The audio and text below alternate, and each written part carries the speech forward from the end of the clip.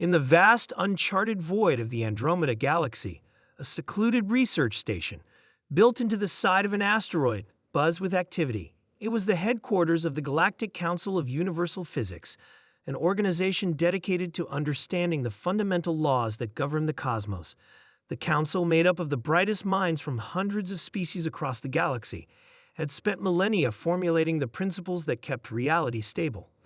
Their collective knowledge was unparalleled, and their authority unquestioned. The leaders of the council were a mix of evolved beings: the Nurex, a race of sentient gas clouds; the Zdetath, towering crystalline entities; and the Wren, an insectoid species with advanced neural interfaces.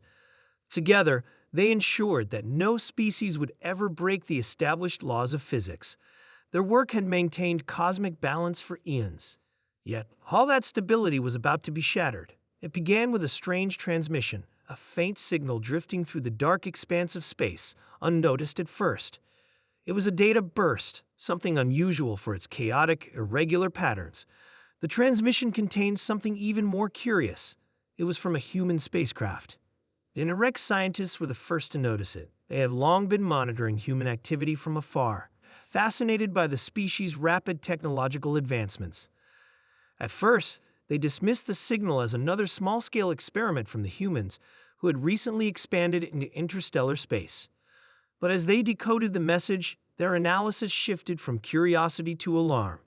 "Impossible," muttered Tatar, the chief Orcs scientist, as he scrutinized the data.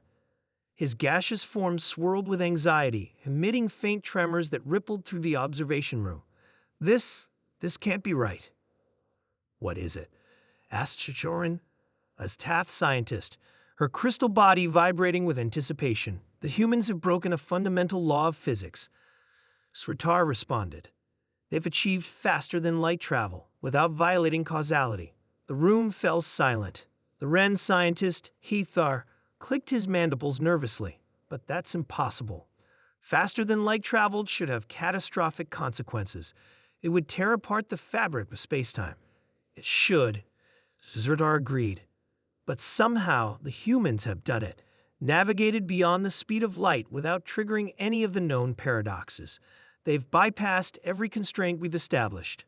In the deepest sectors of the station, alarms began to blare.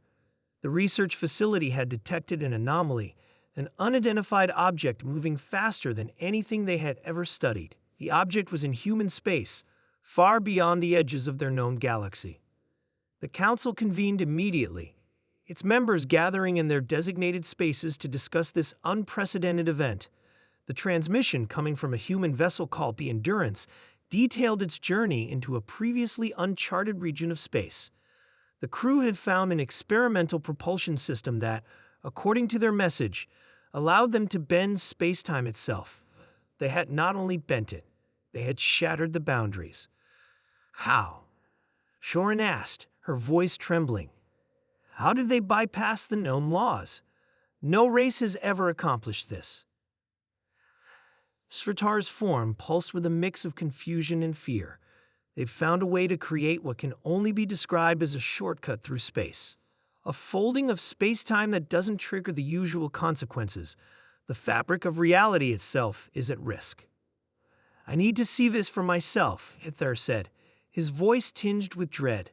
"Let's go to the coordinates. We must understand the nature of this breach." A few hours later, a fleet of the Council's best ships, each manned by the finest minds from across the galaxy, arrived near the location of the human spacecraft. What they found was beyond anything they had ever anticipated. The Endurance was drifting in a region of space that should have been completely inaccessible. Its hull was smooth and almost organic in appearance, with pulsating blue light emanating from within. Surrounding the ship was an impossible phenomenon, a sphere of distorted space, the edges flickering in and out of existence. This is not possible," Shorin gasped. "This cannot exist within the known parameters of reality." Vertar extended a tendril toward the object, probing it with his unique sensitivity to energy fluctuations. "They've breached the quantum field. This is no ordinary faster-than-light travel. It's a complete reconfiguration of space. They're not simply moving through it. They're rewriting it." The council members exchanged horrified glances. The implications were staggering. If the humans had indeed discovered a way to manipulate the laws of physics so effortlessly, they could unravel the very structure of the galaxy. Space-time itself could begin to collapse. Or worse, they could awaken forces that had been dormant for eons, forces that even the Council's vast knowledge could not contain. We must prevent this, Kuthur said urgently. If they have unlocked such power, who knows what they might do next?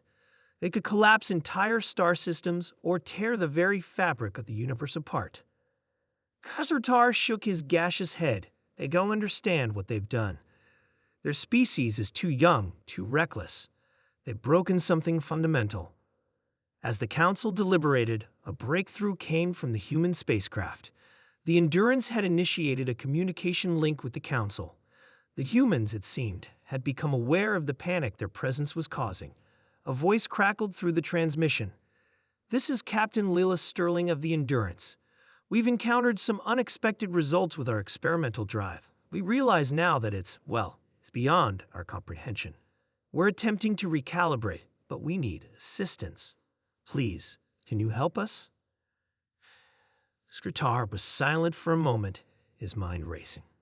The humans had breached the laws of physics not out of malice or even intention, but by sheer accident. They had stumbled upon a new frontier, one that could either elevate them to a new level of existence or destroy everything around them. "We have to help them," Joran said, her crystalline form resonating with sympathy. "They don't understand what they've unleashed." After a tense silence, the Council agreed they would guide the humans, helping them recalibrate their drive and restoring balance to the cosmos. But one thing was certain: that humans had entered a realm that was far beyond their understanding, and their actions could change the fate of the entire galaxy. As the Council worked together to assist the Endurance, they could not shake the unsettling thought that humanity, with its boundless curiosity and reckless ambition, had unknowingly done something even the oldest and wisest species could never have dreamed possible. The future of the galaxy, it seemed, was no longer in the hands of the ancient races, but in those of a young, unpredictable species who had, for the first time, truly violated the laws of physics. And as they did, the galaxy held its breath.